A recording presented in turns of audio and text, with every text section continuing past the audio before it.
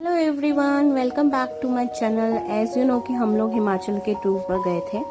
तो आज जो ये आप देखेंगे व्लॉग वो है तीर्थन वैली से बठाड़ तक का। बठाड़ एक हिडन गांव है हिमाचल का जो बहुत ही कम लोग जाते हैं। तो शुरू करते हैं इसका सफ़र। हम तीर्थन वैली से निकले थे कार में। जैसा कि आपको पता है, पिछले व्लॉग में देखा होगा हमने कि हमने कार की थी, कैब बुक की थी जो कि हमें जीबी और तीर्थन दोनों ही घुमा रहे थे।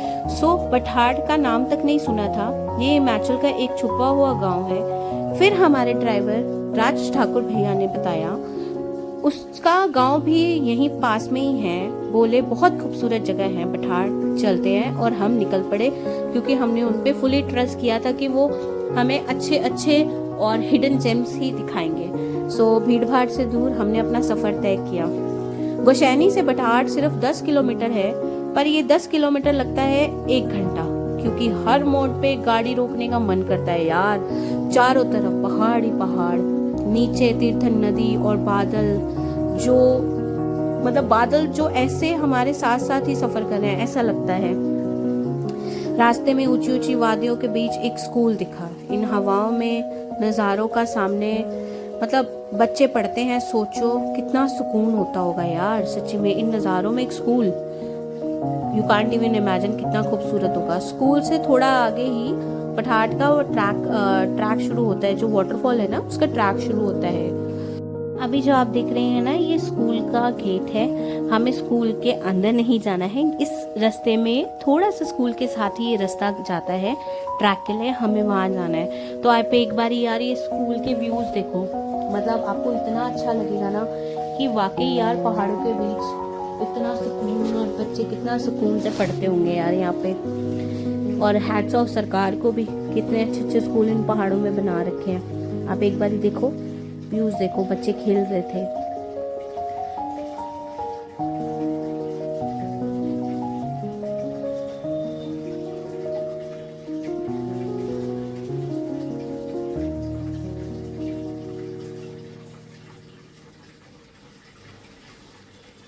आई एम श्योर आप भी व्यूज देखे मेमोराइज एंड फैंटास्टिक फील कर रहे होंगे। चलो शुरू करते हैं ट्रैक। ये जो बठाड़ वाटरफॉल है ना, इससे सबसे खास बात क्या है ना कि ये बिल्कुल हिडन जेम है। बहुत कम लोग आते हैं और उतना ही साफ सुथरा है, बट इसके रास्ते में बहुत गंद है यार। सीरियसली सिविक सेंस जीरो है, जीरो।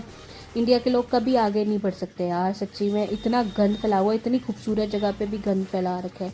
तो यहाँ से पूछा कि आप लोग गंद लोकल गंद फैलाते हैं या बच्चे गंद फैलाते हैं या कैसे। कहते नहीं, बच्चों को तो पता है कि डस्टबिन में ही डालना है, हम लोग साफ़ सफाई खुद करते हैं अपने गाँव के यहाँ पे।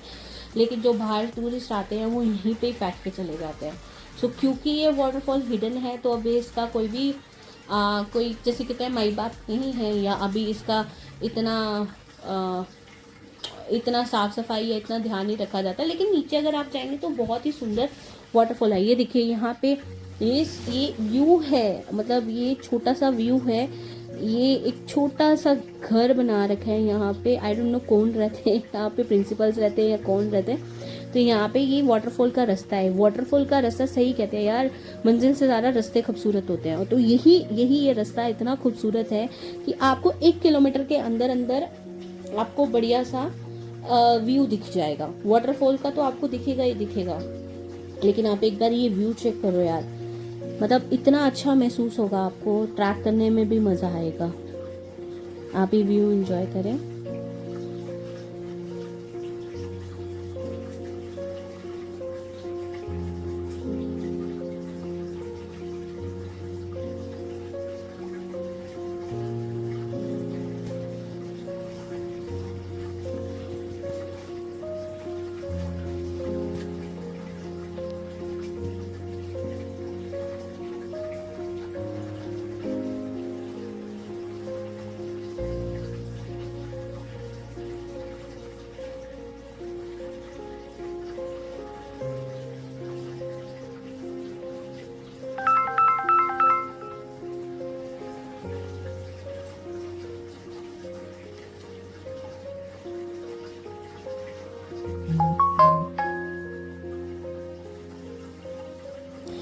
धीरे धीरे ये ट्रैक पे चलते जाएं, आपको मंदिर भी दिखेगा। यहाँ है ना, हिमाचल में ना, हिमाचल को देवभूमि कहा जाता है। वो क्यों कहा जाता है? क्योंकि यहाँ पे हर मोड़ पे आपको कोई ना कोई भगवान, आपको कोई ना कोई मंदिर मिलेगा, और ये लोग भगवान में बहुत आस्था रखते हैं, ईश्वर में बहुत आस्था रखते हैं। सो ये है बठाड़ का वाटरफॉल, और इसकी सबसे खास बात यह है कि यहाँ नदी और वाटरफॉल दोनों एक साथ मिल जाएंगे। न भीड़, न शोर, न बस पानी की आवाज़, चारों तरफ हरियाली। Thanks to Raj Thakur driver भैया, जो दर्श को नीचे ले गए। थोड़ा सा कठिन है हमारे लिए बच्चे के साथ जाना, हम डर भी रहे थे, थोड़ा सा ट्रैक मुश्किल है, बट इतना भी मुश्किल नहीं है कि आप नहीं जा सकते। मैं कह रही हूँ यंगस्टर के लिए तो ये एक बहुत ही अच्छा ऑप्शन होने वाला है। लेकिन पॉइंट ये है कि यंगस्टर वो वाले हों जो वहाँ जाके गंद ना फैलाएं। प्लीज़, मैं अपनी हर वीडियो में बोलूँगी, please please please civic sense रखें, गंद ना फैलाएं। यार कितना टाइम लगता है, अगर आपने कोई चीज़ खाई है उसको आप पॉकेट में रख के, पॉलीथीन में डाल के, अगर आपको कहीं डस्टबिन दिखे उसमें डाल दोगे तो आपका क्या ही चला जाएगा। और ये है हमारा वाटरफॉल, ये आप व्यूज़ देखिए वाटरफॉल के। हमने बहुत अच्छी अच्छी पिक्चर्स क्लिक करवाई, भैया ने खुद क्लिक करी, वीडियोस बनाई। हम ज़्यादा नीचे नहीं गए क्योंकि वहाँ पे कोई रास्ता इतना खास दिख नहीं रहा था नीचे जाने का। तो बच्चा हो तो यार बच्चे के साथ तो डर लगता है, लेकिन आप ये देखेंगे तो एक पेड़ गिरा होगा, वहाँ पे आप पेड़ के रास्ते से जा सकते हैं वाटरफॉल में। बट मुझे लगता है कि यार फालतू में रिस्क नहीं लेना चाहिए, और नेचर के साथ फालतू में खेलना नहीं चाहिए। जैसा नेचर है उसको वैसे ही रहने देना चाहिए, और दूर से देखो नेचर को और व्यू एंजॉय करो। जहाँ आपको लगता है कि आपको नदी मिल रही है, आपको वहाँ जाना चाहिए। जहाँ नहीं लग रहा है वहाँ नहीं जाना चाहिए। जहाँ रिस्की है तो वहाँ मत जाओ। ये एक पुल आता है, बहुत खूबसूरत पुल है, ये आपको लकड़ी का बना हुआ पुल है, ये बहुत खूबसूरत लगता है। तो आप प्लीज़ इसके ऊपर अच्छी सारी फ़ोटोज़ वगैरह ज़रूर क्लिक कराइएगा, और वीडियोज़ भी बना सकते हैं।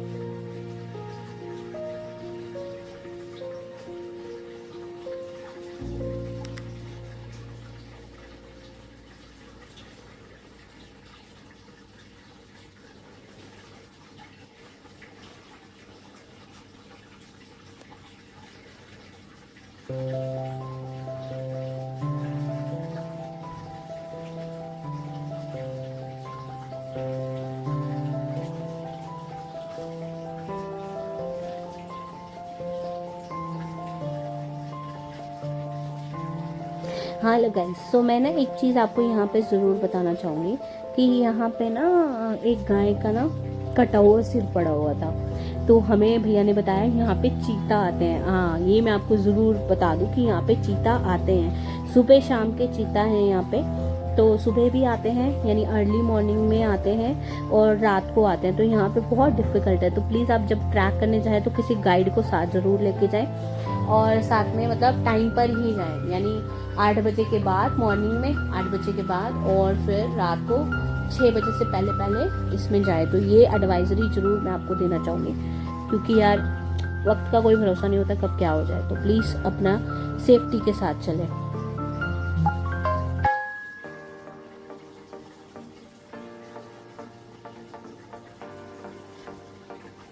वाटरफॉल घूमने के बाद अब बारी आती है कुछ खाने पीने की, लेकिन उससे पहले भी हम गांव घूमने लगे, क्योंकि गांव बहुत ही खूबसूरत है यार। तो हमसे रुका नहीं गया, हम पूरे गांव में इधर से उधर घूमने लगे, बच्चों से मिलने लगे, वहाँ के लोगों से बातें करने लगे। तो बहुत अच्छा लग रहा था। ये देखिए स्कूल के बच्चे भी हमें देख के बहुत एक्साइटेड हो रहे थे कि ये कौन आ गए, कहाँ से आ गए। सो क्योंकि यहाँ पे टूरिस्ट मैंने बताया जैसे कि कम आते हैं लेकिन बहुत कम आते हैं। तो अभी अभी जैसे कि भैया ने बताया कि हमें यहाँ पे ना अवेयरनेस हो रही है कि यहाँ पे भी वाटरफॉल है और यहाँ पे भी लोग घूमने आ सकते हैं। तो इसलिए हमने पूरा गांव का एक चक्कर लगाया और हमने व्यूज़ एंजॉय करे। लेकिन यहीं पे ना आपको होम स्टे भी मिल जाएंगे। यस, होम स्टे की फैसिलिटी भी है यहाँ पे। तो इस गांव में अगर किसी को आना है तो मैं तो ज़रूर रेकमेंड करूँगी कि 2 दिन ज़रूर इस गांव में बिताए और पूरा गांव घूमें। इसी के पास में भी नदी भी है, क्योंकि हम तीर्थन वैली में रुके थे, हमारा होटल पहले ही तीर्थन वैली में बुक था, तो इसलिए हम वहाँ नहीं रुक पाए। तो लेकिन अगर हम नेक्स्ट टाइम जाएंगे तो ज़रूर इस गांव में रुकेंगे। सो ये है होम स्टे का लुक। आप देखें, इसके पीछे, इसके सामने ही बिल्कुल नदी बह रही है। आई एम सो सॉरी, मैं भूल गई क्या नदी का नाम था इसके। सो यहाँ पे एक इसके साथ साथ ही नदी बह रही है और व्यूज़, क्या शानदार व्यूज़ आते हैं। ये न्यू ही होम स्टे बने हैं, तो इसलिए आप प्लीज़ एक बार ज़रूर विज़िट करिएगा और ये होम स्टे ट्राई कर सकते हैं। अब होम स्टेज देखने के बाद हमें, मैंने जैसे कि बताया, भूख लग रही थी, तो हमें भैया ने रेकमेंड किया एक ट्रेडिशनल रेस्टोरेंट जहाँ पे ट्रेडिशनल खाना मिलता है, पहाड़ी खाना मिलता है। जी हाँ, लकड़ी का बना हुआ ये घर है, इसके पीछे नदी बहती है। आप इसके एक बार व्यूज़ चेक करो, व्यूज़ के साथ आपको पता चलेगा कि ये कितना खूबसूरत बना हुआ है। खूबसूरत के साथ साथ यार कई बार क्या होता है ना कि नाम बड़े दर्शन छोटे, ऐसा होता है कि होटल का खाना अच्छा नहीं होता लेकिन नाम होता है नहीं। ओ माय गॉड, खाना इतना अच्छा ट्रेडिशनल फूड, बिल्कुल देसी घी से बना हुआ, लिटरली देसी घी से बना हुआ आपको खाना यहाँ पे मिलेगा। और एक नहीं, 2 नहीं, 3 से 4 सब्जियाँ आपको यहाँ पे मिलेगी। 4 से नहीं, 5 सब्जियाँ आपको मिलेगी, जिसमें से मुझे कुछ याद है, जैसे 2 सूखी सब्जी थी। सूखी सब्जी का मुझे नाम नहीं याद, वो उनकी पहाड़ी ही सब्जियाँ थी। दूसरा राजमा थे, चावल थे, दाल थी, अब मुझे एग्जैक्ट याद नहीं है। आप देखेंगे सबसे पहले उन्होंने सिड्डू सर्व किया। सबसे पहले इनके यहाँ पे मेहमान नवाजी में सिड्डू ऑफर करते हैं। सिड्डू बहुत जगह खाया होगा लेकिन यहाँ का सिड्डू सबसे बेस्ट था मेरे हिसाब से, मुझे तो बहुत अच्छा लगा यहाँ का सिड्डू। सो आप भी एक बार ज़रूर जाना। 500 रुपये की थाली है। 500 रुपये की थाली में आपको सिड्डू भी मिलेगा, 4 टाइप की चटनियाँ भी मिलेंगी आपको इसमें। चटनी में से एक इनकी ट्रेडिशनल चटनी है, वो पौधे की चटनी है एक, जो सिर्फ यहीं इधर हिमाचल में ही मिलता है। इतना अच्छा खाना खा के यार दिल ही खुश हो गया। सो मैं आपको ज़रूर रिकमेंड करूँगी कि अगर आप हिमाचल में ट्रेडिशनल खाना और अच्छा खाना खाना चाहते हो तो बठाड़ में जाके ज़रूर खाना खाएं। वहाँ पे प्लीज़ आपको घर जैसा ही फील होगा और खाना भी ऐसा, मतलब बहुत अच्छा।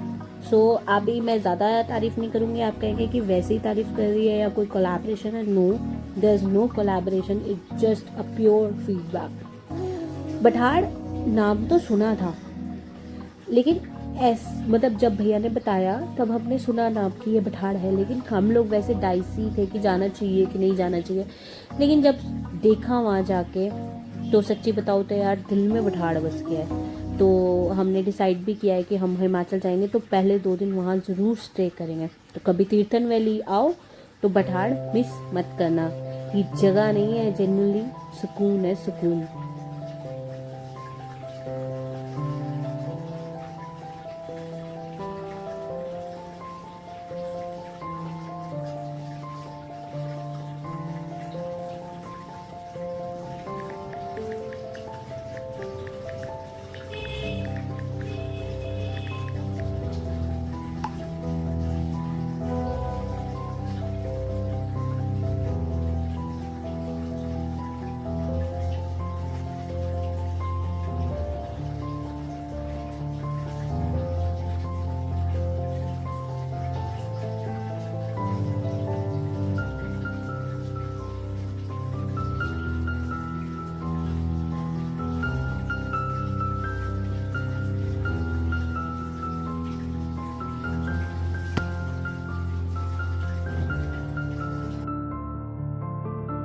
चलो जी, पेट पूजा तो हो गई अच्छे से। अब बारी थी कुछ मीठे की। तो उन्होंने हमें एक कीनू तोश पेड़ की छाल से बनी हुई, मतलब मीठी रोटियां खिलाई।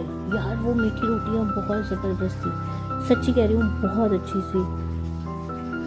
मतलब ये कीनू और तोश पेड़ की छाल उतार कर ना धूप में सुखाते हैं। सूखने के बाद उसे पीसकर आटा बना लेते हैं। इस आटे को फिर ना गेहूं के आटे के साथ मिलाकर ना गुड़, तेल और यीस्ट डाल के ना डो बनाते हैं। रात भर रखते हैं, फिर हाथ से शेप दे के डीप फ्राई करते हैं। मतलब इसे ना मीठा बबरू भी कहते हैं। तो हमने ये भी खाया है, तो बहुत अच्छा। ये बहुत कम जगह मिलता है सीरियसली। तो हमें ये भी खाने को मिला, तो हमें तो भाई मज़ा ही आ गया।